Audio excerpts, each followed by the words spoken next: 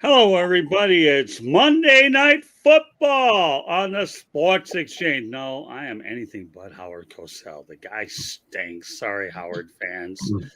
But Monday Night Football is a brand, and we got it tonight. And we are happy to be joined by Coach John Bonamego, a man who's been well-traveled. Jeremy B's wearing the Lions cap, so you know he made a stop there. And, Coach, welcome to the broadcast, and we're looking forward to having you on. Certainly a lot more times, though, but this is a good first act for us to go out there and talk a lot of football. Just, you know, folks, traveling man John Bonamega, before I go to you, Coach, okay, I want to let everybody know that the audio version of the Sports Exchange can be heard on iHeartRadio, Apple, Spotify, Google, or wherever you get your podcast. Please hit the red subscribe button on YouTube South Florida Tribune. We're striving for 1,000 subscribers.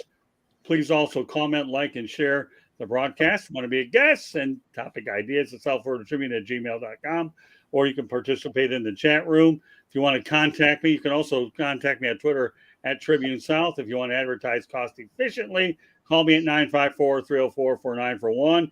And in the eyes of Brent Musburger, we are live on Facebook, LinkedIn, Twitter, and YouTube. So, well, I guess, Coach, a little bit more of a lively introduction here. Keep you going, keep us all going. Welcome to the Sports Exchange, Coach, and looking forward to having you more of a great first act for us. Great to be here, Scotty. Thank you very much for having me. It's a pleasure.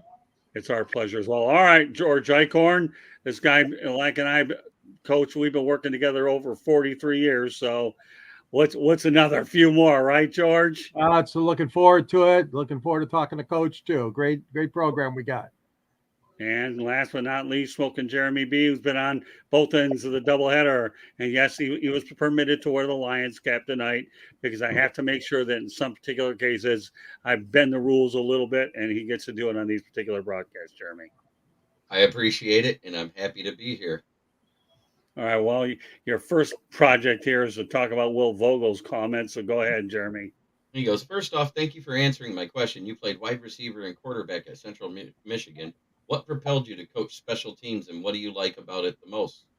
I would say it was kind of luck of the draw in terms of what propelled me to it. And what kept me there is, one of those deals when you find something that you enjoy and, when other people think you're good at it, they're going to keep you there. But I think the thing that I enjoyed most about coaching special teams was it allowed me to work with the entire team.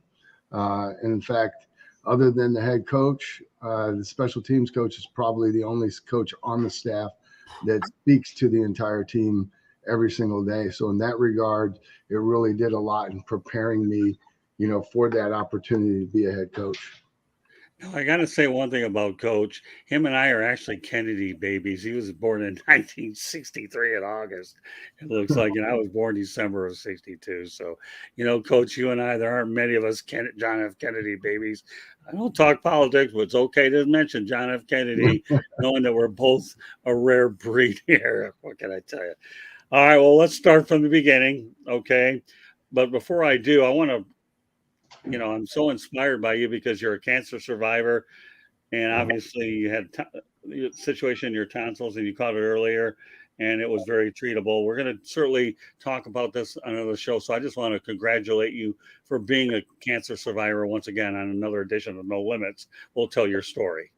Thank you, Scotty. Like we've talked about off the air, I mean, it's there's a lot to that, and to do it justice, probably it does require some time, but I really appreciate you recognizing that. And I mean, I'm sure we all know somebody that's been through that, or maybe you have a family member, even people out there that are listening. I would say, without going too much into depth, is remember that those people have families and they need your prayers and support as well. I mean, for me, in my case, I was in a very public position, and man, the outpouring of the support came from all directions. But I will tell you that, you know, having a wife and young kids at the time, don't, you know, if there's somebody that's close to you, don't forget about those people as well, because they need your prayer and support as well. Well, again, we're going to devote an entire show to it, but while I'm actually talking about it, on May 11th marked the 50th year that my grandpa, Sidney Morganroth, died of lung cancer, and I vowed to never smoke when he died, and 50 years later, I never have. So what can I tell you? I could find other adventurous ways to get into trouble, but it wasn't going to be that way. So, well, we're going to get your question about Gleason in a little bit, but we'll mention it. But I want to make sure we stay on track here, Will. So we'll keep that on there. And when we get to the New Orleans Saints stop, we're going to insert it and keep on track. With that said, you know, I used to drive by this place an awful lot, but mine alive. I-94 Paw Paw High School in Michigan. You graduated. Tell me a little bit about Paw Paw. Well, I was an Army brat, so I kind of went to school. You know, we moved all over the place, but my dad was from Lawrence, Michigan. And so before my junior year in high school, we were actually stationed in Vicenza, Italy. And, you know, so my freshman and sophomore year, we were playing in like the Department of Defense school system. And I think my dad had enough vision to know that, you know, at that point in time, I was you know, a big fish in a small pond. And, Right.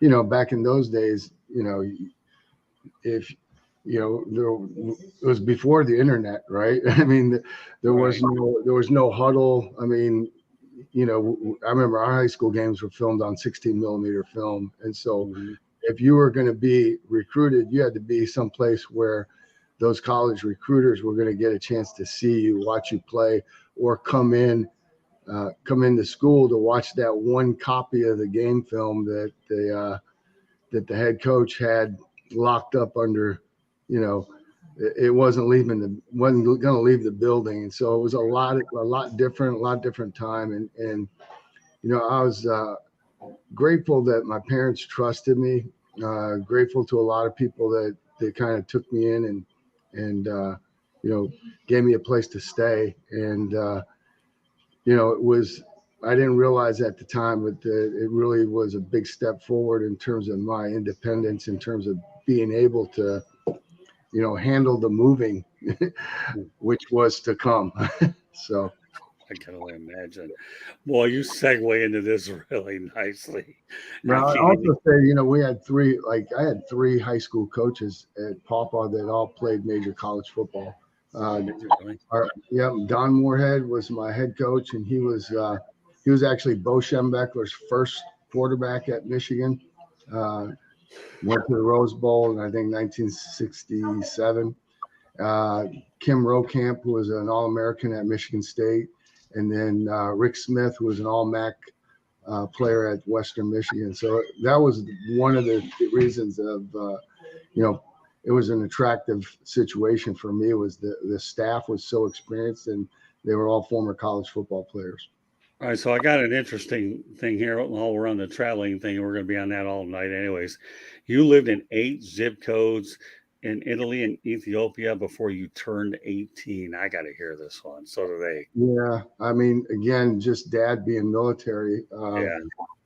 You know, and yeah, we could probably do another story about this, but like my dad was, you know, graduated from high school, enlisted straight into the military. And the first place he's stationed is Asmara, Ethiopia in Africa. There was an Italian colony there. He was, I think, 19 or 20. My mom was 18. She didn't speak English. He didn't speak Italian, but somehow or another they ended up together. And, you know, mom had me when she was 19, and, you know, they were married, and, you know, the rest is history. But yeah, you know, from there, I don't know. We came back to the United States. I remember Washington. I can remember Washington, D.C., North Carolina, 2 tours in Kansas, 2 tours in Georgia, and then Germany, Italy, Michigan while my dad was in Vietnam. those are all the only ones I remember off the top of my head. Okay. Will Vogel alluded to this a little, but he already talked about you playing wide receiver and quarterback over at Central. But the reality is you also graduated in health and fitness back in 1987. So while you were playing quarterback, how important was it to have a degree like that in health and fitness while you were playing, so you have a better appreciation of conditioning and so forth? Honestly, I mean, I think it was great, but truthfully, I mean, I had no idea what I wanted to study when I went to college. I knew I wanted to play college football, and I think I don't want to minimize the education that I received because Right. it means a lot to me. But at that time, I was, to be honest, brutally honest, I was just trying to stay eligible to play. And I walked on at Central. I didn't have a scholarship. I just, really? I probably was a Division III athlete that wanted to play Division I, and just walked on and earned a scholarship in my final year. Nothing wrong with that, Coach. Not at all. I mean, listen, when we go to college, we could probably take on a degree. We never use it anyway. So what's the difference? You certainly, obviously, your history speaks for itself that you were able to use the education and be a part of football. So now this is where it gets really fun for us. We're going to talk about your coaching stops and the frequent flyer miles you have. So I don't have a calculator. Don't ask me to come up with all this stuff. I'm not going to do it. So you can go into as much detail as you want on either long or short, depending on the stop, however you want to do it. Okay. I was in high school. You're in 87. You're an assistant coach. Is that correct? I was a co-head coach prior to that. I mentioned my last place my dad was stationed was Italy. Okay. I went home. I went to Italy for Christmas break. My mom had a very accomplished career in the American Red Cross. One of her volunteers was a head coach for an Italian team. So I took a semester off of school and went to Italy for 6 months and was a player coach for an Italian team in Verona, Italy. Okay. Verona Redskins, if I remember. The Verona Redskins. Yep, you got it. And then came back, and I had 8-9 credits left to graduate. So I was the co-head JV coach at Mount Pleasant High School while I was, finishing up my undergrad. So that sounds good. All right. Well, I'm going to mention these schools, and you tell me the role. You went up to Maine, right? Yep. And 88 to 91. Yes. Talk about that. Graduate assistant. Again, 3 head coaches in 3 years. It was Tim Murphy, who's at Harvard now. Tom Lichtenberg came in, and Coach Lichtenberg really gave me a big break because as a second-year graduate assistant, smaller school, but still, great experience. I had the opportunity I was actually the wide receiver coach, met with the guys, put in the game plan, graded everything, as a second-year graduate assistant. So that was tremendous. And then Coach Lichtenberg left to go to Ohio University, and then fairly well-known guy by the name of Kirk Ferentz came in as the head coach, and Coach Ferentz actually hired me to my first full-time position. Really? No kidding. That's pretty good. And so I was wide receivers and special teams. Okay. All right. Lehigh, 1992. Yep. Running backs and special teams. Okay. That's fair enough. Army. Boy, that's not an easy gig. Bobby Ross actually coached there, but talk about your Army experience. Phenomenal. Still keep in touch with a lot of those young men, which are now grown men. A tremendous laboratory, just by virtue of the fact of the number of bodies that you have out at practice. My first year I was on the defensive side of the ball and I did special teams. And then the following year, I really became one of the 9 assistants. The NCAA eliminated the recruiting coordinator role, and our head coach, Coach Bob Sutton, who's also a Michigan man, had the idea of putting me in the recruiting coordinator role and then giving me special teams because, as he put it, I wouldn't be bogged down in staff meetings. I could work independently. And then when I was done with my game planning, I was always available for, to work on recruiting, which was, it's a gigantic undertaking anywhere, but at the service academies, again, especially back then, it was a never-ending job. I mean, I think I was in that role for 3 years before I even took any time off in the summertime. Of course, at West Point, the kids show up a little bit before July 4th, and somebody's got to be around. And you have 100 freshmen, and I was probably the only one on the staff that knew all of them, just because I was a recruiting coordinator and I had dealt with them, in some way, shape, or form, either getting them to the West Point prep or, getting them directly in school. So, man, probably one of my favorites, probably one of my favorite, if not the most favorite stop that I've had, just because the institution, what it represents, and then the young men that you got a chance to work with, and the quality of people, and just knowing what they're, knowing what's ahead of them, when they graduate, and then, beyond their military service. I mean, it was a great honor to have worked at West Point.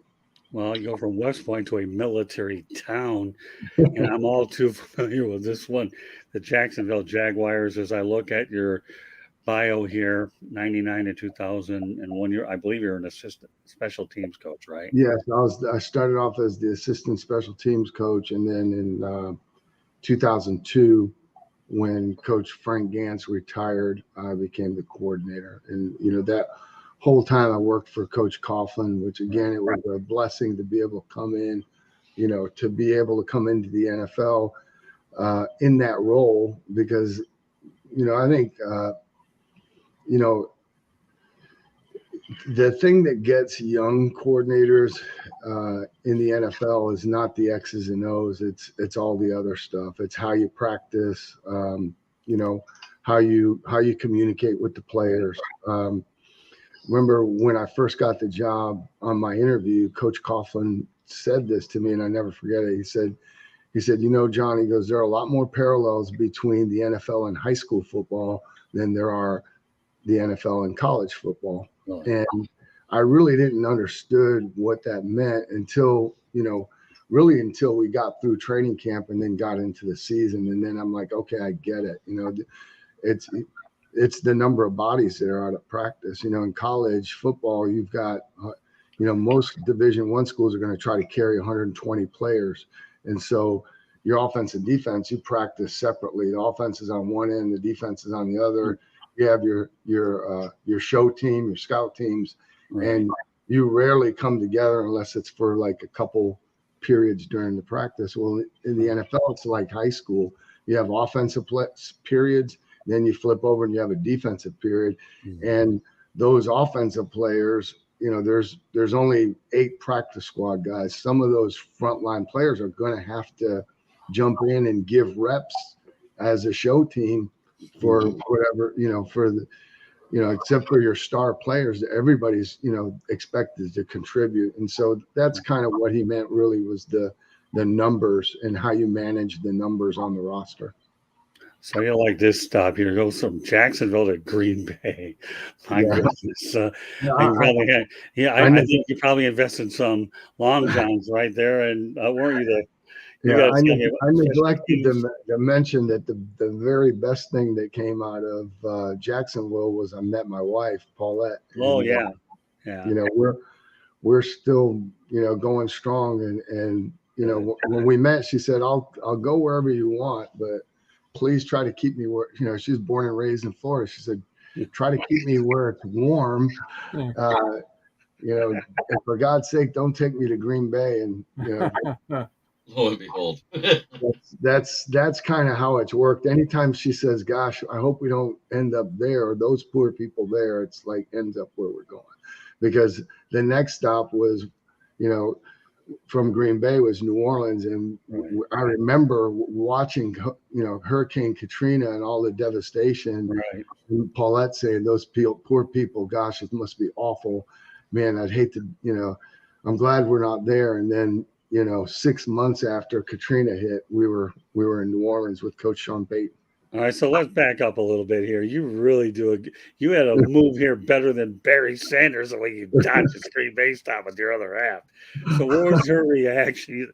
And I'm putting you and Barry Sanders coach in the same sentence this time.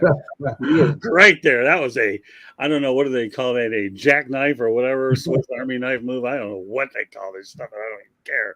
So what was your wife's reaction when you ended up going to, no, I'm not going to. Surprisingly, I mean, maybe not surprisingly, if you met Paulette, she loved it. I mean, she did, because, gosh, she grew up going to football games and at the Swamp.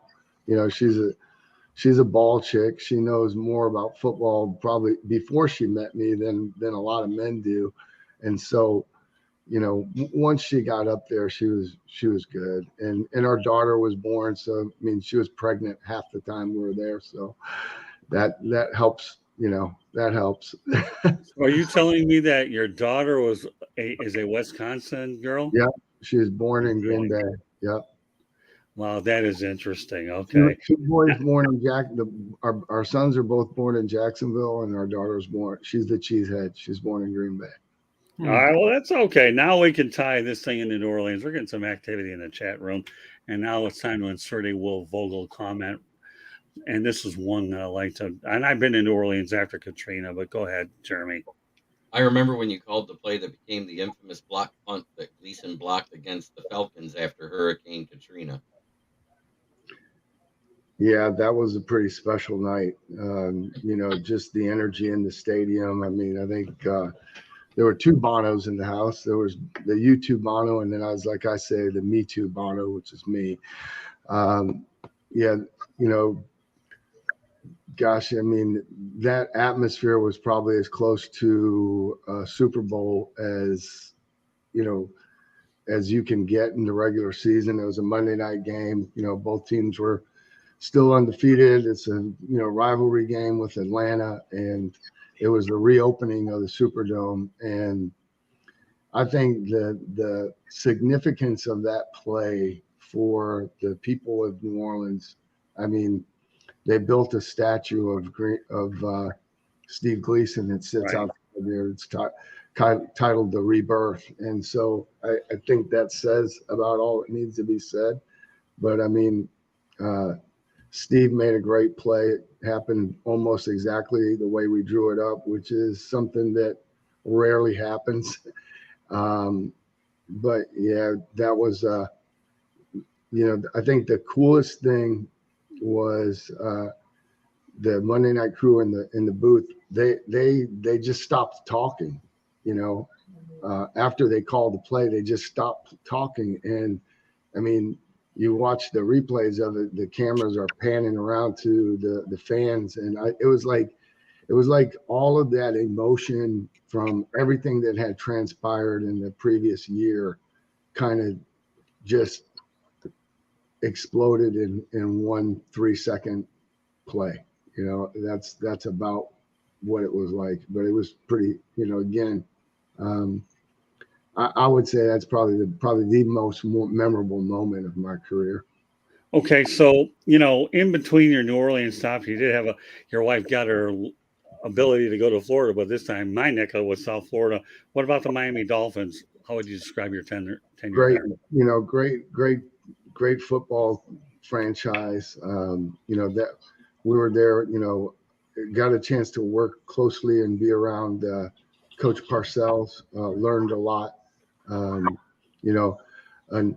finished kind of rocky, got run out of town, but that's just the breaks of the game. I mean, sometimes you're going to have bad games as a coach, you're going to have bad games as a player, you're going to have bad days in whatever job you do, and it's not that's not where you measure yourself. It's what do you do after that, right? What is how you measure yourself.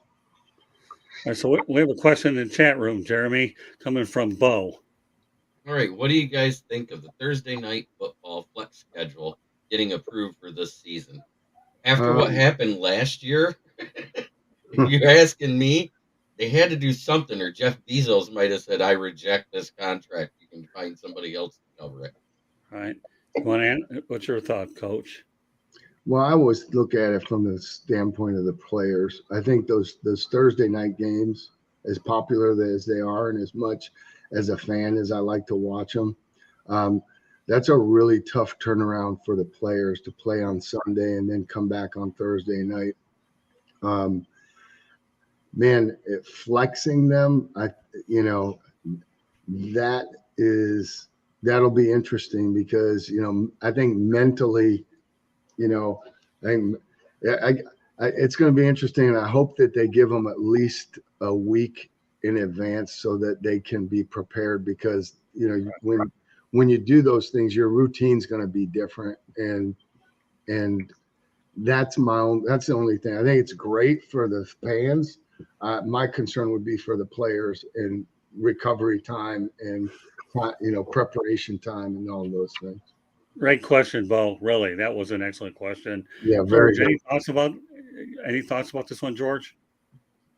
I'm against it. And Coach, I got to disagree with you. It is a slap in the face to the fans. Fans plan their trips to the stadium with their families. They rent hotel rooms. They rent campgrounds. They plan it out. And then the NFL comes along with the big, mighty television sword and says, oh, sorry. I mean, I agree with you. They are going to give them notice. I think they said as much as 18 days notice, 15 days. I read something today, but I don't like them. I don't like them at all, and I never will. I'm sorry. Thanksgiving Day, I'll give you that. That's a holiday. That's a tradition. But and the players too. I agree with you, Coach. I mean, it's hard for the staff and hard for the players and the training staff to get everybody ready. But like I said, my overriding thing is you're really disrupting the fans. Well, yeah, especially if you flex it, right? And change are they saying you were going to play on Sunday and now you're playing Thursday? Right. They're moving it up 3 days. Right. Yeah, that's going to be It's really actually 4 weeks notice they give when they're going to flex it, according to Bo. 4 weeks. Okay. Well, that's even 28 better. days. Because at 28 days, you usually don't get a cancellation fee. If it's within like 10 days, you do. So I get it. I mean, the only thing I'll add to it is NFL players are a creature of habit. That's all I can say. And Coach, you know that everybody, they're all in a routine, right? So they expect certain things to be a certain way. When you play a Thursday game, you're not practicing that week. You don't. I mean, they're going to be walkthroughs.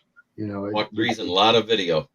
Yeah, walkthroughs as much video as you can, and you're trying to carry as much from the game plan from the previous week into that second week, just because you won't have time to install. All right, so let's go back to your second tenure in New Orleans. Obviously, at that point, it's 2011, and Vogel makes yet another interesting point that play needs to go to Canton if it's not there. Yeah, I mean, and let's not forget it's ALS. I mean, Lou Gehrig's disease. So, tell me what it was like in 2011 playing for, being a part of something like that. That was it was great to be back. It was awfully, I needed a lifeline, and Sean Payton gave me a lifeline. And, it's funny because I was a coordinator there, and Greg McMahon is a good friend of mine, was my assistant. And in 2011, I came back and we just reversed roles. He was the coordinator and I was his assistant. And, one of the things that I got to do was take Steve Gleason. And, when we went to that final playoff game in San Francisco, which was, that might have been the most physical game that I've ever been associated with. I mean, that game was insanely physical. But I took Steve and I got him on the plane and got him off the plane and turned him over to his brother. And then after the game, got him from his brother, got him on the plane, and got him back off the plane when we got back to New Orleans and turned him over to his wife, Michelle. So, I am a big believer in providence, and I think that God puts us in the places where He wants us, where He needs us, and you know, I think that I was supposed to be back there for those reasons, and it was a great year.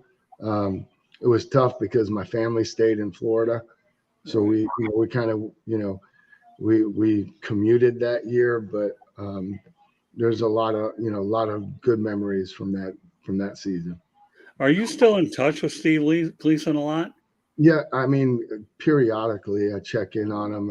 It's a little bit easier to communicate with other people that are closer to him because I mean, for him to communicate now, it's all via text message and he's still plugging away. I mean, he's doing well.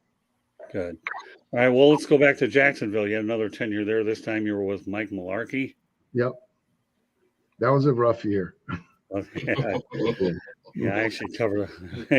Well, I believe that we'll keep that one of your shorter comments. I believe that you won just a couple of games, right? If I remember right. Yeah, I think we won 2 or 3. I can't remember. Yeah, I believe. Yeah, but you obviously work with my good buddy Dan Edwards. Dan Edwards is certainly one of the nicest guys you could ever really work one of the with. best in the business, right there. Yeah, he's a guy that I think so much of. Good friend of mine. I'm looking forward to seeing him in the chair. All right. Now, Mr. Ballrake has a Detroit Lions hat on there. And now we take our way back to the Midwest. You're with the Lions from 13 to 14. Tell us a little bit about that. Tremendous. It was great to be back in Michigan. Jim Schwartz and Coach Caldwell were both outstanding to me. That team in the first year in Detroit, I mean, we were loaded. We were, we might not have been a great team, but we were a really good special teams outfit. The next year we lost a couple guys, not as good, but those were really 2 really fun years. Always appreciated the Lions, but maybe not so much until after I worked there. The Ford family and what they put into that franchise. I mean, they really don't get enough credit. I think they don't. I mean, as fans, when we expect a lot, as we should. But I really think the Fords go. It's just I'll say this. I've worked in a lot of great organizations. None were better than the Detroit Lions in terms of a work environment, having all of the things at your disposal to help you do your job to the very best of your ability, and knowing that you had 100% support by ownership, and just doing everything in a first-class manner. I mean, there isn't anybody in my mind that has done a better job than the Detroit Lions. Okay, Jeremy, go to the chat. Dom DeRubis, one of our Detroit buddies, says, question for John, who is the best kick returner you ever coached? Darren Sproles. I don't. I'm sitting there, I'm going, well, I'm looking at the years, and I think he just missed out on Stephon Logan. Yeah. So it had to be Darren Sproles at that Darren point Sproles. when I'm looking through those list of teams. Yeah. Yeah, great question, Tom. That's a really good one. I like that. Now, if you'd have been Chicago in the late 2000s, you could have said Devin Hester. But you had to play against, you had to coach against him, twice a year. I mean, it was like, Right. I'll tell you what, I used to watch Darren Sproles. So did everybody else. What's that, Coach? So did everybody else, including the officials. That's why, not taking a thing away from him or anything that they, but they benefited maybe from 1 or 2 missed calls just because human nature. I mean, the guy is a freak. I mean, he really was. You talk about a scary dude. It's like you don't want to put the ball anywhere near him. It's only a matter of time. If he touches it too many times, he's going to hurt you because he's just that dominant of a player. Mm-hmm. Yeah, well, Don DeRubis brings up another interesting point that Jeremy just touched on. Mel Gray and Devin Hester, they were over Devin. He's saying Mel Gray over Devin Hester. Mel Gray. And he goes, I said it. He was great. Yeah, I like Mel Gray. Mel And Gray's kind of the guy that, well, Mel Gray was probably the first guy that was like, became known for that, right? I mean, um, they're, I don't ever, I don't like rankings, it's Yeah, I like, don't rank them either. I don't know. But I think they're both guys that are, they're both Hall of Fame caliber players for certain. so, all right. Well, I'll tell you what, Coach. We're going to keep the chat room going, then we'll keep your stops rolling at the same time. All right, we'll go back to Will Vogel. So I love about an active chat room. It means I'll never lose my voice during the course of the show. All right, go ahead, Jeremy. are you close with anyone who's still in the NFL, player or coach? Considering he just coached 2 years ago, I'm quite sure he is. Thousands. Right. I was like, I'm looking at this list and I was like, 53 it's one man. of the reasons. It's one of the reasons that BSN hired me. I think is because of my network. So, Yeah. and ultimately, I'm kind of mad at myself. I didn't make this point earlier, but I know when we were talking the other day, I said it. But it's really not about the places so much as it is the people that are there, right? I mean, it's the it's the individuals, the coaches, and the players that are in the hallways every day. That's what makes a place special. It's not really the colors or the logo on the helmet. It's the people. And I was just very, very fortunate. I've been very fortunate that I got an opportunity to work with and around a lot of great. I think one of my pet peeves is that a lot of people tend to characterize stereotype professional athletes. And yeah, I mean, we do, there's some a-holes for sure, but the majority of the guys that I've worked with have, they want to get better. They want to be, the game's important to them. They want to learn that, they're professionals, or they want to learn to be a professional. And again, the overwhelming majority of the guys are awesome guys. And every profession's going to have, one or two bad apples here and there. But unfortunately, in our society, we would rather put the guys that screw up and do dumb things. We want to put them on a pedestal, or, because it's more interesting to talk about that than to talk about the 20 other guys that are, doing everything right and have foundations and have charities and are, doing things to try to help people. All right, so I've got to answer this one here. And so you guys take it for what it's worth at face value. All right. Duncan Lozinski, how can you guys be talking about football at a time like this with the Panthers in the Eastern Conference Finals? Duncan, I'm putting it up here because you know what? I have a responsibility to realize that I know where your allegiances are. So what I'm going to do, Duncan, with this comment is I'm going to ask you to be our cracked update person about the Florida Panthers, and you're more than welcome to give us updates so that we can count you as the guy that's leading breaking news about the Florida Panthers and the Carolina Hurricanes. So with that said, Duncan, the next thing I should hear from you in the chat room is a score, and we might even comment on it. But thanks a lot for, hey, listen, you're tuning in. We can't be that bad, right? You're watching the Panthers and watching us. So we'll just take that, Duncan, as a very nice compliment. Thank you very much. So there you go. Well, Joshua Bernstein says 1-0 Cats, but Duncan will still make you our crack guy anyway. So, all right. So let's continue on as the victory tour for Coach Bono continues. You went up to Central Michigan. You were their head coach, 15-18. And obviously, you had 4 teams. I know your last year was a little rough, but talk about your entire experience over at CMU. I mean, very gratifying for the most part. I think it was a goal of mine to be a head coach. Specifically, I had, it was kind of like the dream job for me. And if it had gone according to plan, I'd still be there. I mean, I had a tremendous amount of love for the institution and the football program there. Inherited a pretty good team.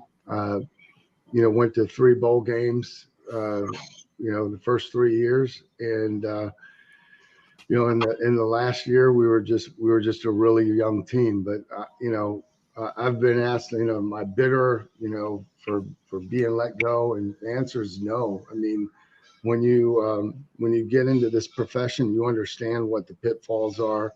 What the risks are, and you have to win. And if you don't win enough, then you're probably going to lose your job. And I think we were 1-11 that last year, and that's simply not good enough. Even though we were young, and there's a lot of things that contributed to that, but the bottom line is, it wasn't acceptable, and it wasn't acceptable to me or anybody that's a fan of the program. And they deserve better.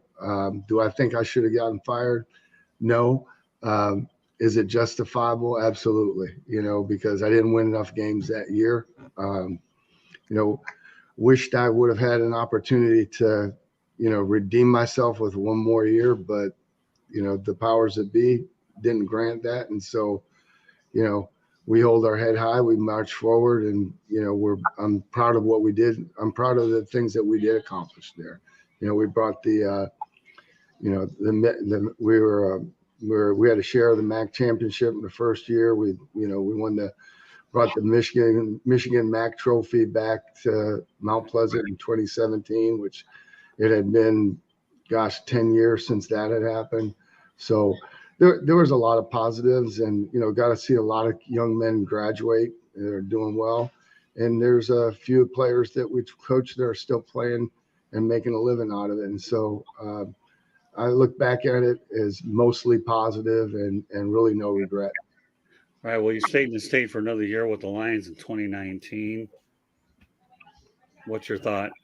Good year. Learned a lot. Again, tough year record wise. I mean, at any level, when you lose your quarterback, it's going to be a rough. You're going to have a hard time. Right. In the NFL, I mean, I don't know how many guys we played that year, but there was only one of them that was named Matt Stafford, and it just puts so much more pressure on every other part of the team. When you don't have your ace in that position, and there was a big bloodletting after that year, and so I had to go find work again. Okay. And obviously your work went to Southern California, where you were with the Rams in 2020 and 2021. And yes, you did get a Super Bowl ring while you stayed around and gutted it out all this long. So let's just talk about the time you spent with the Rams. First year of COVID, man, what a challenge, but we still managed to make it in the playoffs. The following year took a different role, like senior coaching assistant. Right.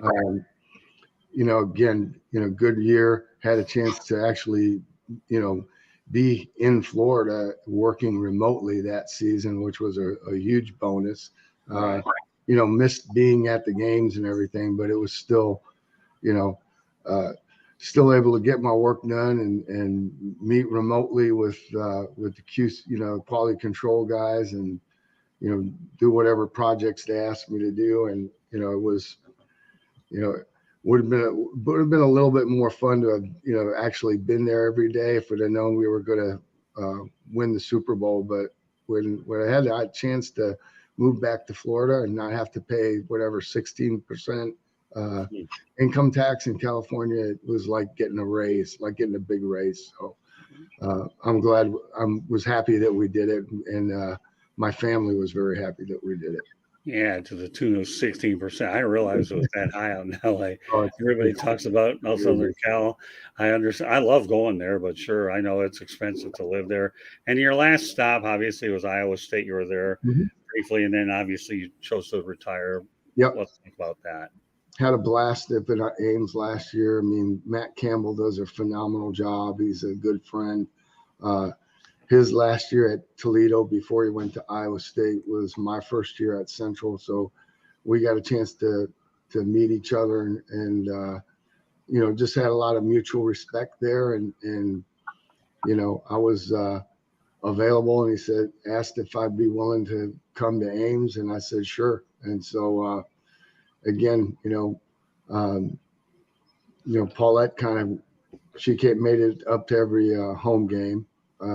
So she flew back and forth. So we did the commuting thing again, which wasn't ideal, but for one season we could do it. And then, just really kind of afterwards, really after the season, really kind of prayed about it a lot and talked with Paulette, and we just really, I didn't want to move my family anymore. We've got a great spot here in Palm Coast. We're happy. And I had this opportunity come along with BSN in a role as a business development role. And I'm able to piggyback that on top of my pension. So life is good. The NFL pension's great, but you cannot be employed in the sport of football. So right now, even if, it would take a lot to get me out of the situation that I'm in right now, we're pretty happy. All right, so now that we've gotten through all the stops, which is not a big deal, I'll tell you, I like it because after all, this is a one-time shot, folks. If you want to see Coach Bono's stops, then you must listen to this show over and over, because here's the deal, okay? I got writer's cramp jotting these things down, okay? I'm telling you, my hand, okay, got a workout. And I got to ask you, what mover helped you with all these stops? How did you move around from place to place? I get hives when I talk about movers. You do. I can only imagine. I can only imagine. Yeah. I wouldn't even begin to ask you which one, because you were all over the place. Yeah. So. I don't know that I could recommend a moving company. They try, they do, fortunately, in the NFL, most of the time the clubs, cover your entire move, because otherwise you'd go broke. You really would. Especially when you move twice in 1 year. Yeah. Yeah, right. You ever have to deal with storage units, or did you at all? We kind of avoided that, but I tell you what, I think, oh man, I think the house that we're in right now, I'm just doing like a 1, 2, 3. I think this is the 8th house that Paulette and I have purchased together. Wow. That's not counting rentals. So I don't know. I think we could probably open up our own real estate brokerage, and we'd at least know how to price stuff. And we've done it enough times, so that I've got I learned all the do's and don'ts of buying and selling the hard way. Yeah, that's probably an understatement. Okay, so I have to ask you this question. Well, being in college, first of all, what are your thoughts about the transfer portal? I think it's good. I think it's a little bit out of control. I think that they just passed some legislation that I think is gonna help that, in terms of like just narrowing down the windows. But I mean, ultimately, I think that players should be able to move if they're not happy. But I think what you're seeing, is you're seeing how transactional college football has become because of the transfer portal and now NIL. It's becoming more and more transactional, where I think my one of the big reasons I got into coaching was because the people that I looked up to the most growing up were my coaches. Those were the people that encouraged me, the men that encouraged me. They gave me, I had a great role model at home and my dad, but they were also strong role models. They were honest with me. They made me, held me accountable. They taught, learned how to handle success and adversity. And, I think the game just did so much for me in terms of helping me develop as a man that I felt that I wanted to pass that on. And so, the player relationship, the mentoring aspect of football was a big part of why I wanted to coach. I wanted to, I wanted to be that, I wanted to be that person for someone else. And, I know someone's going to ask what's the difference between college and the NFL, and which one's better, which one do you like? I think they're both great. I think in college football, you do have the opportunity to make a bigger impact on a young man's life. And I think we're losing a little bit of that because of the transfer portal and maybe NIL and those type of things. Well, there you go, Don DeRubis. All right, go ahead, Jeremy. The transfer portal and NIL are right on the cusp of destroying the archaic nonsense that is college football in a good way. But it's also done some damage to some smaller schools. So I see both sides of that. But the reason why the NIL was put in, and I'm going to stress this, is because they lost all that money from EA Sports because they didn't want to share it with the kids from those video games for the college football and college baseball games. Those are due to come back now within a year or two. So when that happens, that money is going to go into a trust fund to each kid's image and likeness that they get upon graduation. Okay, I think all for that. Yeah, and I think the NIL, the way it's written, I think it's a good thing. I do. I think that, but again, whenever there's gray area, you're gonna find people that are gonna try to work in the gray to bend the rules, or skirt it. And so, unfortunately, that's what's happening. I mean, some of the dollar figures and stuff that are getting thrown around for somebody, some of these kids who haven't even played yet. It's mind-boggling. It really is. And again, I mean, there's got to be a happy medium. It's got to be done the right way. I think that, I think honestly, some people, they're not cheating because it's not illegal, but I mean, when your whole drive to me, we should stop giving athletic scholarships. If you're going to pay, hundreds of thousands of dollars, and save them. Don't make the schools waste the money on the scholarships. Just pay them and let them pay their own way for school. I've said that for years. I've said it for about 10 years. DC 8091 for my the college kids generate millions upon millions of dollars for these schools programs, and they deserve their cut. I agree with that. Mm-hmm. Okay. Next one. Hold on.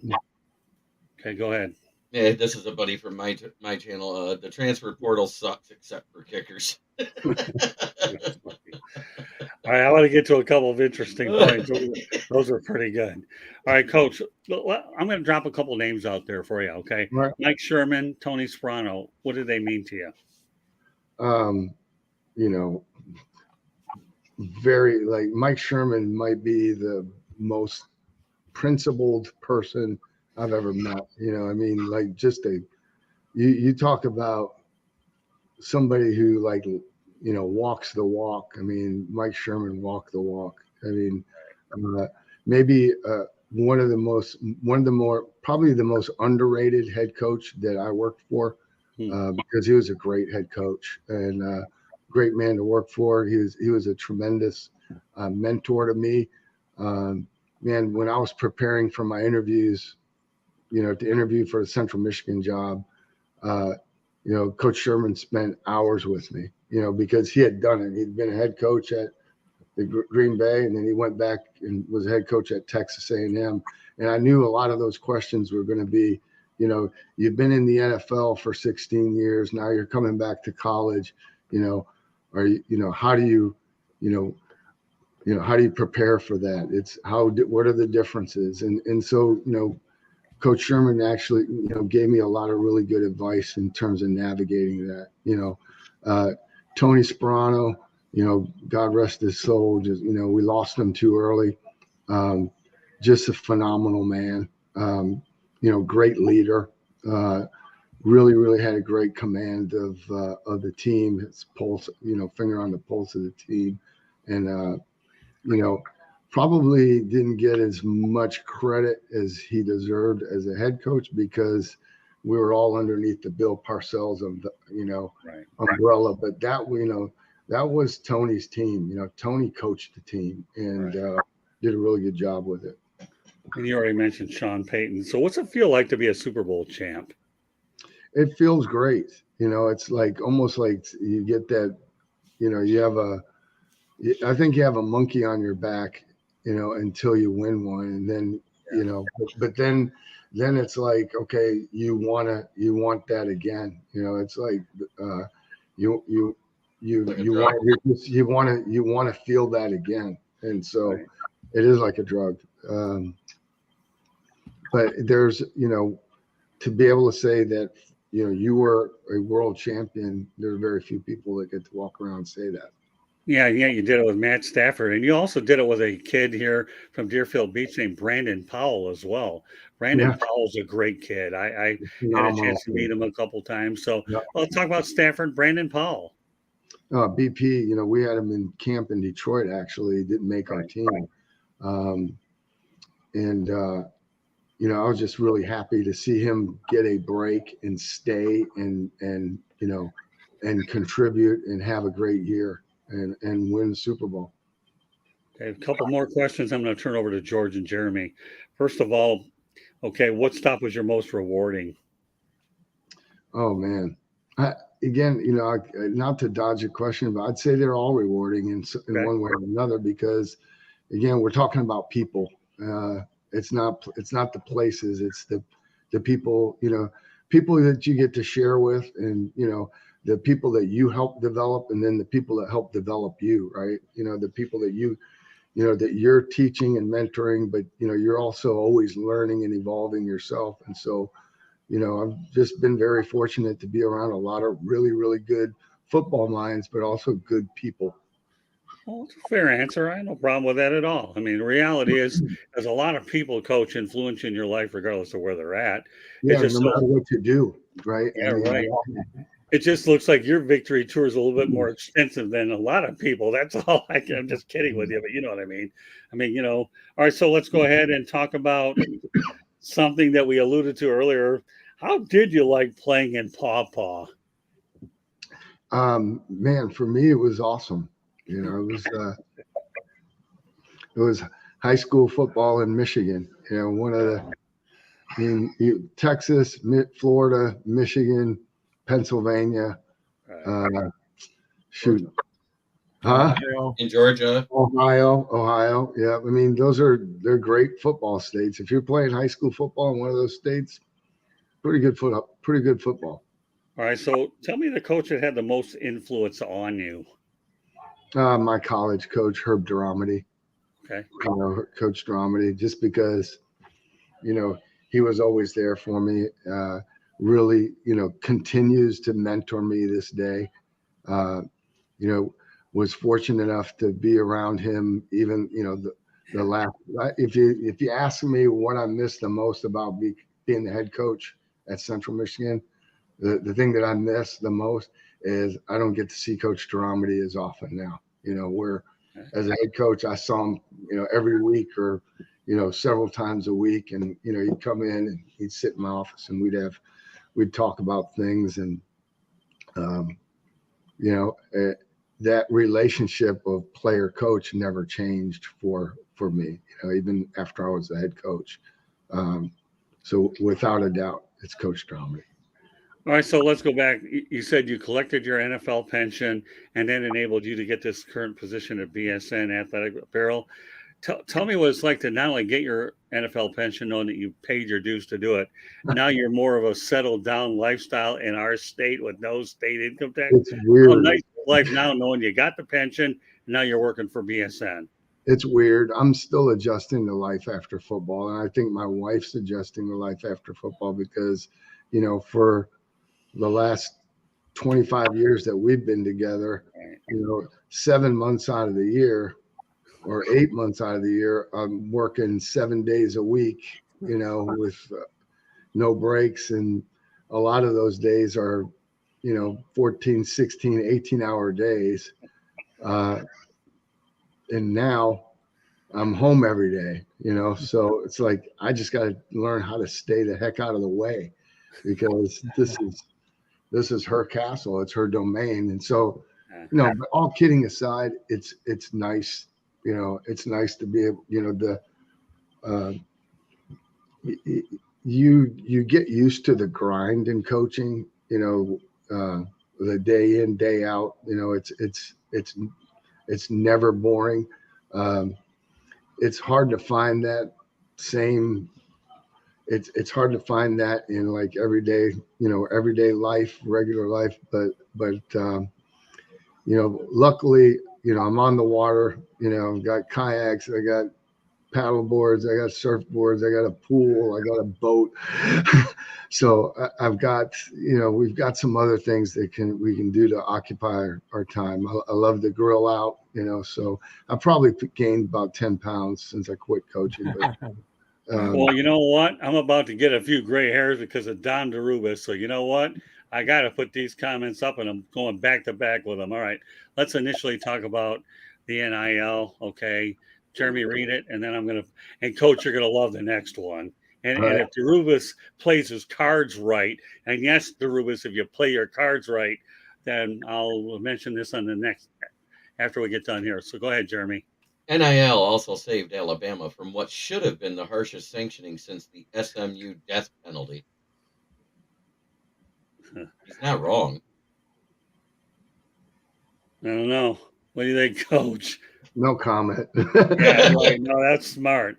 All right. Well, I'll let you comment on this one, though. All right. This is one here where all right, Dom DeRubis, go ahead. Jeremy, I want you to translate this whole situation and scenario.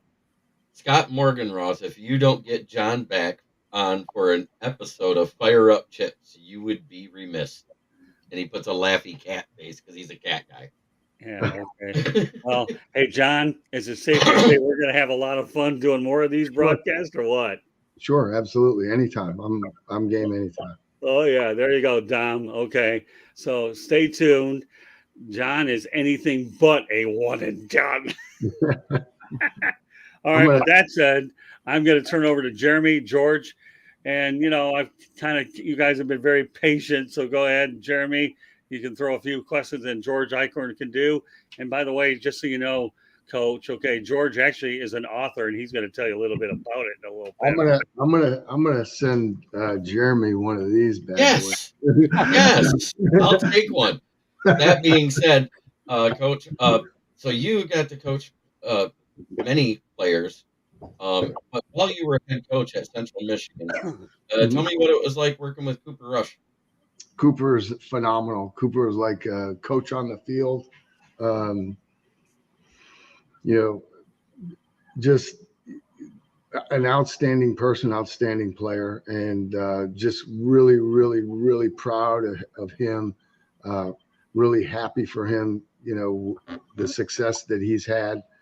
It hasn't been easy. I mean, he's undrafted, right? He's an undrafted guy, and he's going into his, 6th year in the league. That's hard to do.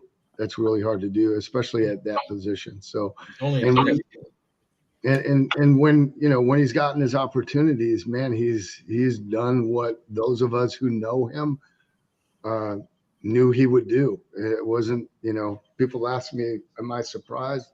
No, I'm not. I'm not surprised at all, because I just know how intelligent he is. I know his skill set, and I know how hard he works, and he's just doing the things that he's always done. He's got a great process, tremendous work ethic, and just really, really proud of Coop. And not only is he a great player, he's got a young family, doing a great job as a husband and a dad too. And those are really important things. I love this one. Cooper Rush costs a lot less per win than Rain Dakota. George, you're getting all poor money, George. All right, well, that's all right, George. George, it's your turn. Go ahead. Go ahead, George. Coach, a lot is said about coaching trees. Okay, Mike Shula's coaching tree, Bill Parcells' coaching tree, and a fellow that I think gets kicked in the butt always, and a good man and a Hall of Famer, Bill Belichick. I want to ask you about that. What is that true about coaching trees and some not being good and some not? And I know it's hard for you to comment. You've got so many coaches that you work Well, with. you I would, think Belichick gets a terrible shake. yeah. Well, you would say Bill Belichick's off of, he's part of that Bill Parcells tree, right? Yes. Because that's who brought. I mean, he coached for Parcells. Tom Coughlin's on the Parcells tree. Sean Payton's on the Bill Parcells tree. Tony Sparano was on the Bill Parcells tree. Mike Sherman was on the Mike Holmgren tree, which would be the Bill Walsh tree, right? Yeah. So, I mean, they're real, right? They're real because, the thing that you can't manufacture in any business is experience, and you prepare and you study and you work and that's why opportunity is so precious, right? Because that's the only way you get experience is by someone deems you worthy of an opportunity and gives you that gift. And then, you try your best not to screw it up. And, boy. But man,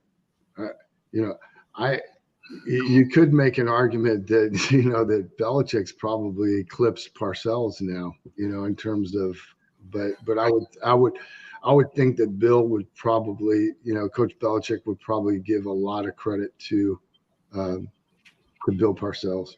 All right, this one cracks me up. I have no George, or was that a word salad? All right, I got to put this up, Coach. Bill Vogel says, I'm on Scott's coaching tree. He's my mentor, is what he follows up with. Yeah. And then, God bless Vogel. Yeah. He was a work in progress in the beginning, but this guy has come a long way, Coach. I'm telling you. He is. I've got a lot of guys in my tree, but Will Vogel's progressing pretty quick. All right. And now here's another one here from Tom. Tom DeRubis has got one of the most unbelievable sense of humor I've ever seen. Go ahead. Belichick's coaching tree does not exist. It's a few broken twigs. Proximity to greatness does not equal greatness. Ask Patricia.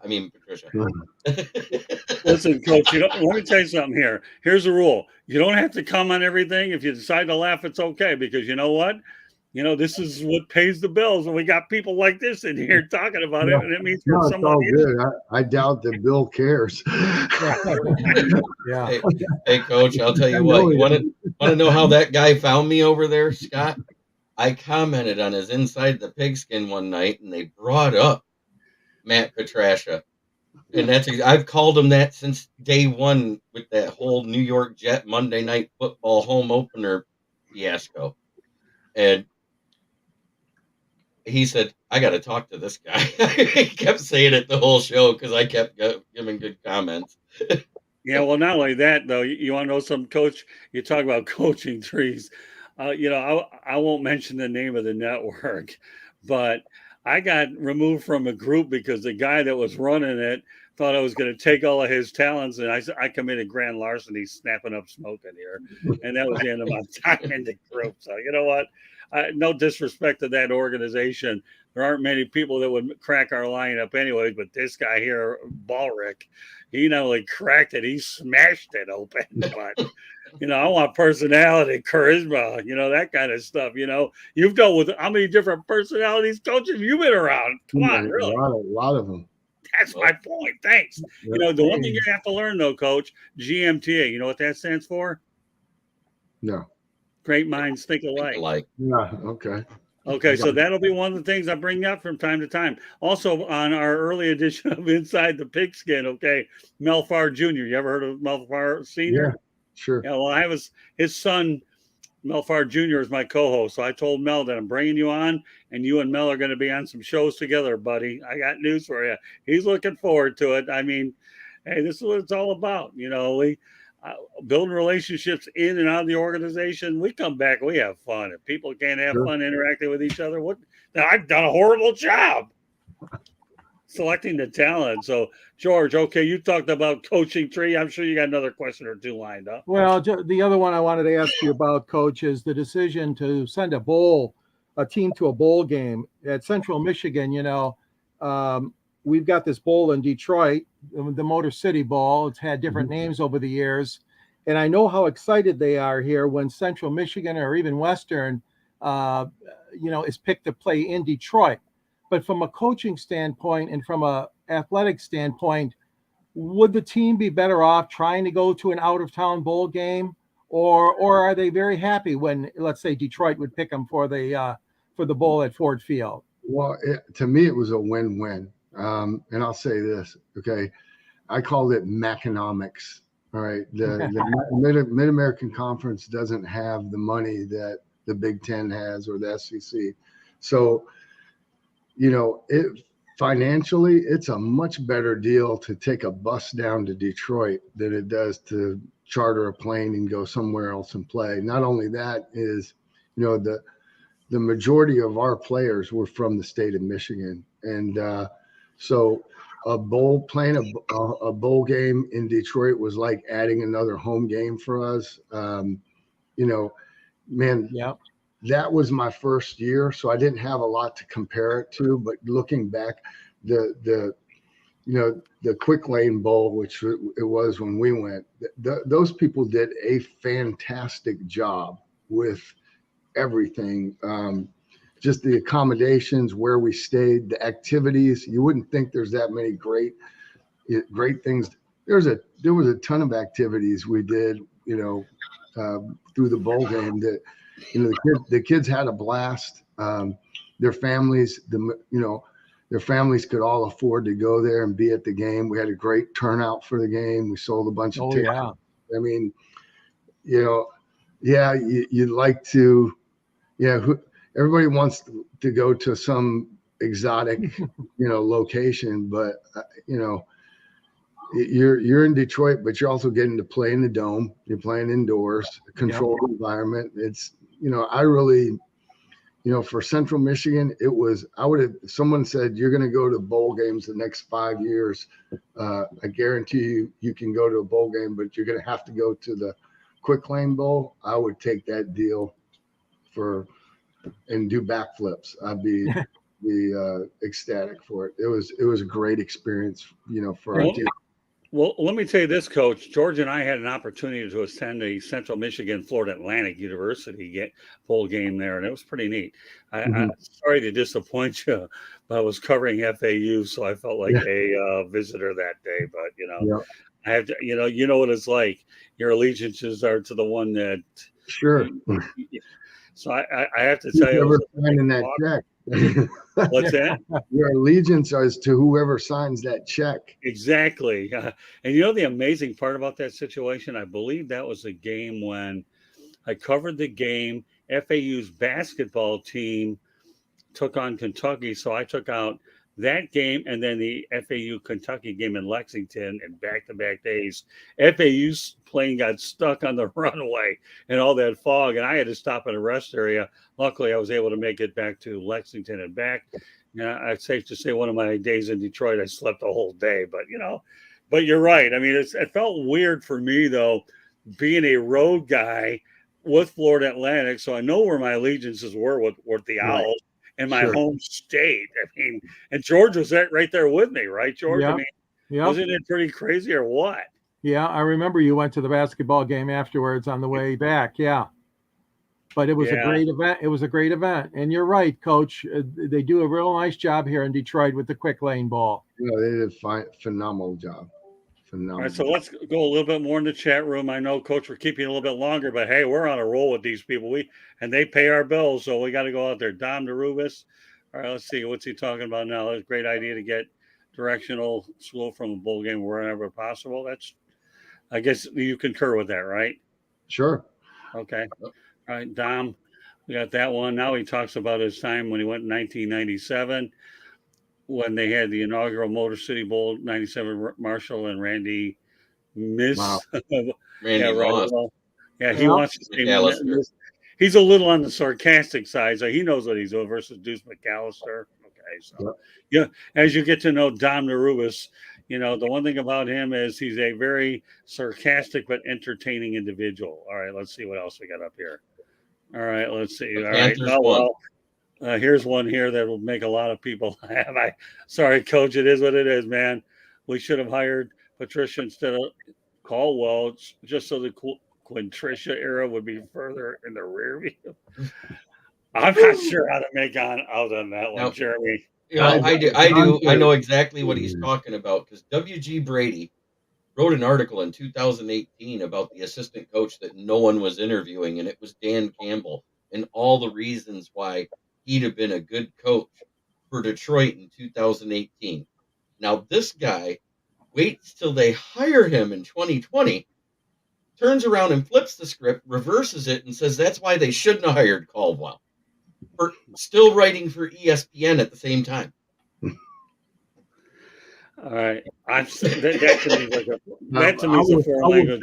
I will say this though, I think Jim Caldwell's like one of the finest people that I've ever had the privilege to be around, and it literally breaks my heart that he's not a head coach. He's a phenomenal person. And Caldwell? Jim Caldwell. Oh, yeah. Coach Caldwell's like, he was so good to me. When I got the Central job, I don't know, I think he was almost as excited as I was, because it was something we had talked about. He met with every coach on the staff. What are your goals? What are your, where do you see yourself 5 years from now, 10 years from now? I'd never had another NFL head coach that I worked with, do that, and so for that reason, Coach Caldwell is still a great mentor to me. But he is, you talk about, minority coaches getting a shot. I mean, I'm disappointed that Jim Caldwell hasn't gotten another opportunity after Detroit, because in hindsight, he did a pretty damn good job. I agree. I don't think no argument here. It's not like here either. One of the best regular season coaches we ever had. Hey, listen, Coach, you got a 4-0 vote on this one. So, what is it? Majority unanimous? I don't know what the word is for 4-0. What is it? Yeah. But yet, I do remember the last year we made the playoffs, and I'm not saying it was all his fault, but due to some poor play calling, that we had to have Matt Stafford bail us out with 8 comeback wins. Yeah, right. Out of 9. Yeah. I mean, well, you talk about Stafford real quickly, Coach, but let's go back to a Will Vogel comment. Go ahead, read this one too, Jeremy. Coach, you're on a great program with some amazing gentlemen who are all mentors to me. Well, thank you, Will. Yeah, that was really nice. So again, we're in a situation where I should have renamed it mentors over mentors. But all right, let's go back to Matthew Stafford for a moment. What was he like, Coach Bono? Okay, overall, did he you give him any advice or anything, or what? No, you don't have to. Tough, all right, smart, tremendous teammate. Like the guys in the locker room love Matt Stafford because Matt Stafford's easy to love. He's he doesn't have an ego. He treats everybody the same. In Detroit, he would always have he'd have a couple events. He'd have like a poker night at his house after training camp, and he'd invite all the players over. And I mean, he was the house. And then his Halloween parties, I think, were pretty famous or infamous, but it didn't matter if a player had just joined the team that week and was on the practice squad. Matt was going to make sure that, if he had something going on, that player was going to get over there, and that he was going to be welcome, just like, somebody that he had played with for the last 6 years. Wow. Matt's he's a winner. He really is. And I just always admired his toughness, his physical toughness, his ability to play through pain, which he did quite a bit, maybe more so than he let on, and more than a lot of people would know. Yeah, his wife Kelly seems like a pretty nice lady too, doesn't she? She's a little outspoken for me. I was just gonna say she has a bigger mouth than Matt does. Did you get to know? But did you get to know Kelly at all? Just casually, just hello and stuff. She was always very gracious to me and my wife and I. So Okay. That's all right. Hey, listen, you know what, Coach? I got news for you. We always know our first show's going to be a little bit longer than most because, after all, Coach, it's your coming out party. That being said, I wanted to go back because we did miss one comment from Dom that he asked him. Go ahead. When you were coaching here that first time between Schwartz and Caldwell, wasn't that the same year we had Jeremy Ross returning kick? Yes. Yeah, I love Jeremy. Yep. And I remember he went to the AAF for a minute too, didn't he? That little league. So. Yeah, he was playing for the team that was winning it all because he was returning kicks for them too. Yeah. What league did you say? That AAF, the one that broke up after 5 games. Oh, I thought you meant Arena Football League when you said No, AAF, American Allegiance Football. Oh, what it was called. I don't even remember it. Don't even remember it. Hey, Coach, it's funny how he brings it up, though. And let's go to Don's comment, but Jeremy brings up an interesting point, okay? Oh, go ahead. Why don't you go ahead and read that, Jeremy? Because now you got me intrigued about something. Go ahead, Jeremy. Yep. Matt Stafford should have been the next Brett Favre or John Elway, but all the missteps by the front office, constant turnover with coordinators, minimized him. He's absolutely right. In his tenure, I think he had 10 different offensive coordinators and 4 different coaches. Yeah, I mean, that's a lot. That's a lot for a quarterback to overcome. Mm-hmm. And one of those was the ghost of Vince Lombardi, his kid. Mm-hmm. Yeah, Joe. And I think that was Vince Lombardi getting in his head from behind the grave, saying, "Sabotage this guy." It was funny. All right, so now Jeremy brings up the AAF, but now we have the USFL, the XFL, and the Canadian Football League. Somewhere along the lines here, I don't know if you ever did anything with the Canadian Football League, but now there's more leagues popping up, but you're not really associated with any of these other leagues outside the NFL and colleges. No, I mean, I had my opportunities to go to the XFL and the USFL, but it wasn't the right opportunity or the right situation for myself and my family. And so I had to politely, decline. But I mean, I think it's great because, it just gives more players an opportunity to play. It's another proving ground. And the same thing with, with a lot of the coaches. One of my guys that I really care about, Reggie Barlow, is the head coach for the DC Defenders in the XFL. Reggie's done a great job, and I coached Reggie as a player in Jacksonville. He was our punt and kick returner, and then I've always stayed in touch with him, and been a bit of a mentor to him as he kind of transitioned from playing into coaching, and so just really happy for a guy that's really kind of been bouncing around at the HBC level, but whom I've always thought was a really good coach and deserved a shot. And I was just really happy to see him get a job in the XFL as a head coach and watch him do really well, which I knew he would. And, I'm anxious and excited to see what's in his future, down the road, because I just really think a lot of Reggie as a human being and also as a coach. Well, when you talk about your wife not wanting to go to cold climates, could you ever have imagined her in the Canadian Football League? No. No. I had to mention that. I won't even ask you what that game's about. We'll save it for later. But Don DeRubis, well, you know what? I have to put this one up too. Keep the show going as long as these things go, Coach. So at least you're retired. I don't have to feel too bad about a bedtime, I hope. Okay, but here you go, Jeremy. Stafford probably won't up playing long enough to pass Marino's career numbers, but he would have easily, and he's got a ring, but he'll never get mentioned in the same breath with Marino. Marino, how many head coaches did he have? 2? Yeah. Shula and Jimmy Johnson. Right. Pretty good. All right, so let me ask you a question about this. I'm glad Don brought it up. I've always wondered about this, and now I think you're the right guy to do it. Okay. We all know that Don Shula, and I worked with him actually, Coach. I worked with the Lions, the Jaguars, and the Dolphins back in the early 80s, okay? Mm-hmm. And I got to know Coach Shula a little bit. He taught me some things. Coaches, what's so good about coaches, too, that people don't understand as just because we're writers doesn't mean us younger guys can't pick their brain about what it's like to be successful. And I've done that a lot of times because we're human beings. Coaches are designed to really mentor and give advice. I don't care if you're playing it or not. Shula was good about that. But do you think toward the end, okay, that Marino might have been a little bit too selfish about numbers when Jimmy Johnson tried to go out there and have a balanced running attack because he knew the ticket to winning a Super Bowl as he did a couple of times with the Dallas Cowboys? I mean, let's face the reality. You know, Dan Marino had a lot of good receivers. He really, really did. Mark Duper, Mark Clayton, and the list goes on, and Nat Moore. And I was down there for a lot of that.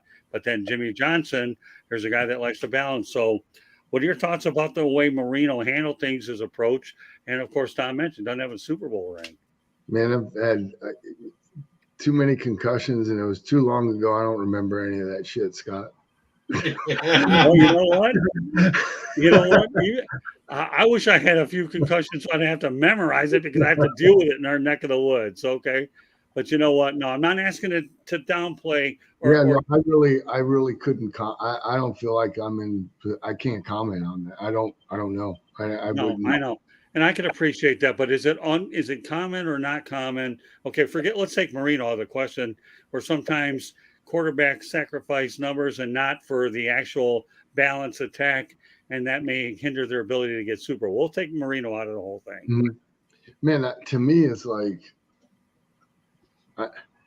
I wouldn't say I haven't been many. I've been fortunate. I've been around some good ones, like Favre, Right.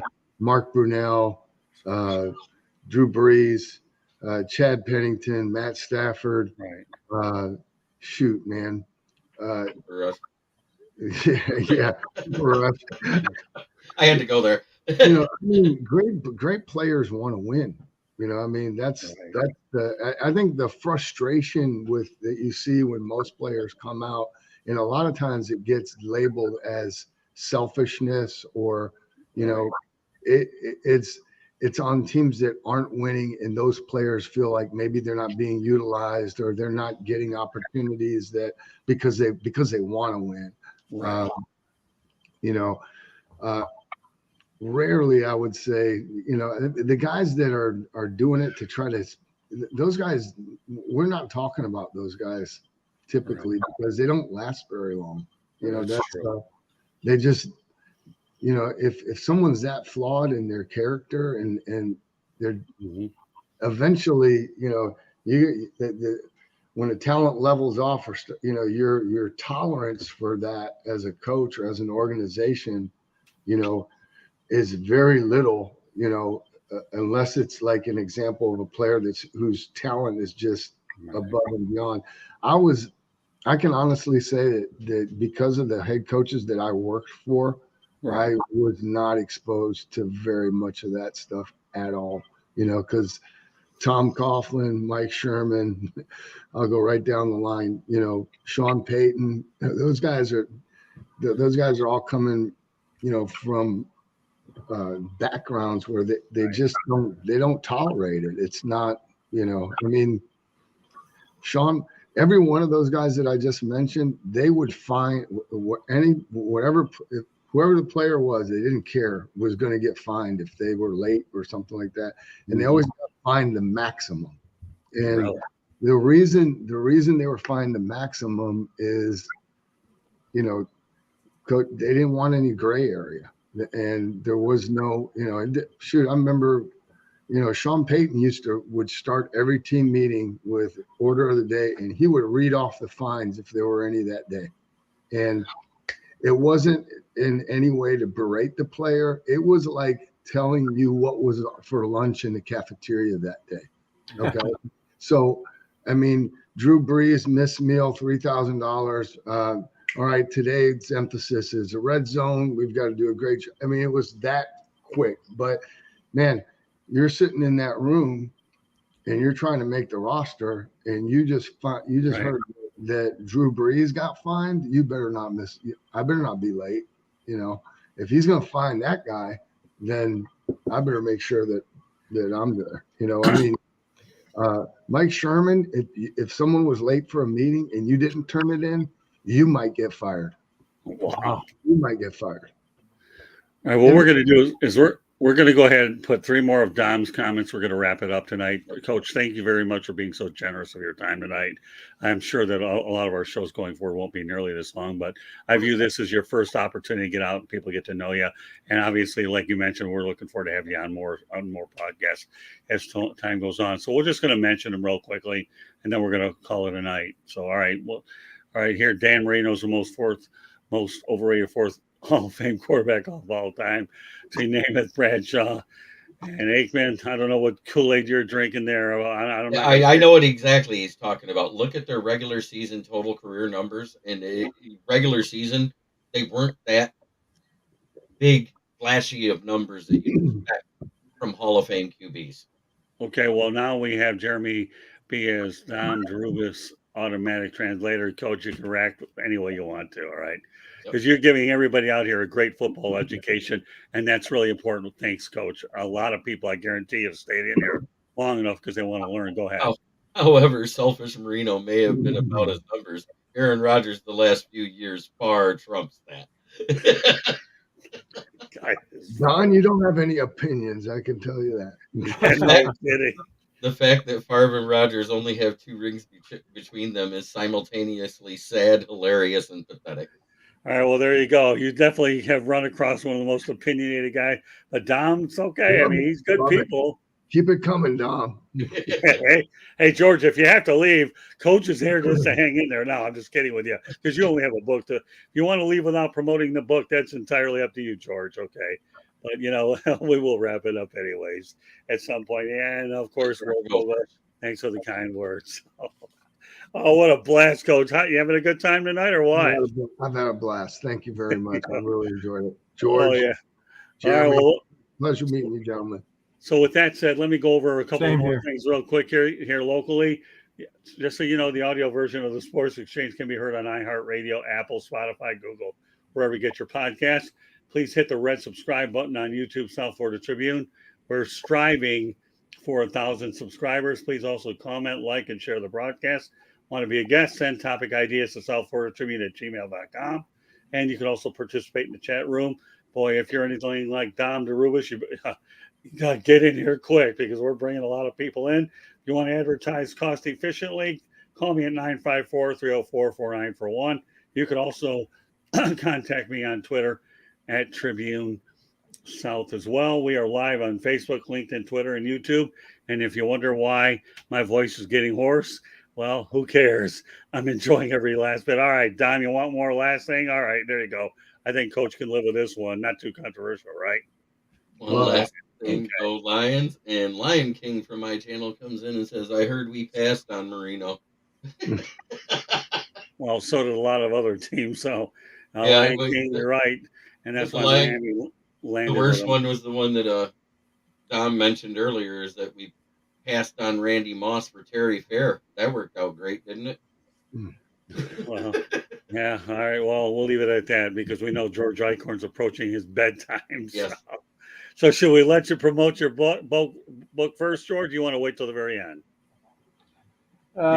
We can promote it. It's a book I wrote, Coach, called Detroit Sports Broadcasters on the Air. A couple of your buddies are in there, Coach. Okay, I'll give you some names: Mark Champion, Frank Beckman, Jim Brandstatter, Dan Miller. Nice. I go back to Van Patrick and Bob Reynolds, 2 of the great announcers that did Lions football forward down the field with these guys. And the book is available. There's a link at the end of my column on the Motor City Tribune page for the book. But yeah, I had a lot of fun doing that and going back in the football days, those old broadcasters, man. I bet you did. That sounds awesome. It is. It was a lot of fun. And Scott's in the book too, but not with football. He's in for tennis and boxing. Yeah, Muhammad Ali and Jimmy Connors, Coach. What do you think? Wow. Don't worry. When we get together in Palm Coast and Daytona, wherever you want to meet, I got a good picture list to show you, Coach. Don't worry. Hey, I got this guy in Florida. I'm gonna have him and I are gonna be old buddies up on the, what do we call ourselves? The Treasure Coast? Is that what we call ourselves, Coach? Yeah, Space Coast. Oh yeah, well, whatever. Space Coast. Whatever. Yeah, Treasure Coast. I don't. Yeah, because St. Augustine, right? Yep. Yeah, I guess. I don't even know. I mean, yeah, yeah, I don't know. All I know is we're off the Atlantic Ocean. Whatever else coast you want to call it, it is what it is. All right, Jeremy, go ahead. Well, you can find me on the SouthFloridaTribune.com right underneath George Eichhorn there for the Motor City Tribune, where I write about, lo and behold, the Detroit Lions. And then you can also find me right here on this channel any day of the week that Scott needs me. It was twice tonight. He may even need me tomorrow and the next day too. I don't know, but I'll do it. Then you can find me on my YouTube channel, which is Kneecap Biting with Smoking Jeremy B. You can also find me on Facebook at Motor City Kneecap Biters, and you can find me on Twitter at Smoking Jeremy B. Well, Coach, guess what? We put it all out there. You want to mention anything else about where they can locate you? You just want to be retired out in? I am proud to say that I am on 0 forms of social media. That's by choice. Okay. Other than LinkedIn, because for professional reasons. But shoot, find me on this show. Yeah, well, you know what? I got news for you. I'm glad you brought that up, though, Coach. That's how I did contact Coach Bono, anyways, on LinkedIn as well. And obviously, and you know what? Well, let's put it this way: you're on the Sports Exchange. You're going to be on Inside the Pigskin. We're going to put you everywhere. Fire up Michigan Let's for do a it. hot minute. Let's do it. You got a taste of what you're in for. Can you handle it, Coach? Oh yeah, it was fun. And one last thing I want to do, special shout out to Candy Ebling, does an unbelievable job keeping everything up there, and our website's www.southfloridatribune.com. So with that said, I hope you've enjoyed this broadcast with Coach Bono, his first act, and obviously we're looking for a lot more of them. You talk about a hit and a guy who's a traveling man. I can tell you one thing that we do have to look forward to, though, Coach, and I mentioned this at the top of the show. You and I will do a one-on-one interview soon enough about your being a cancer survivor. That's something I want to do. I feel it's something we need to do, and we'll have a lot more football talk, obviously a little bit shorter with different guests, but we just want to make sure that as we went longer a little bit this first time, that we wanted everybody to know who John Bonamego is, and so they had a good background so they know who we're going to be talking about down the line. So, Coach, like I said, you know what? You have a new team, and we're proud as heck to have you on it. Really. Thank you for having me, gentlemen. I really appreciate it, and it's been an honor and a privilege. Well, that's great, and I'm looking forward to seeing you up in Palm Coast and Daytona Beach, partner. We got a lot of projects to do. So, on behalf of George Eichhorn, Coach Bono, and Smoking Jeremy B, and my name is Scott Morganroth, the Motor City Madmouth Coach. Okay, just so you know. Thank you for joining us on this edition of the Sports Exchange, and we will catch you the next time, everybody. Thank you very much for everybody that went out there and participated in the chat room. As Dick Vitale would say, you're awesome, baby. Catch you the next time.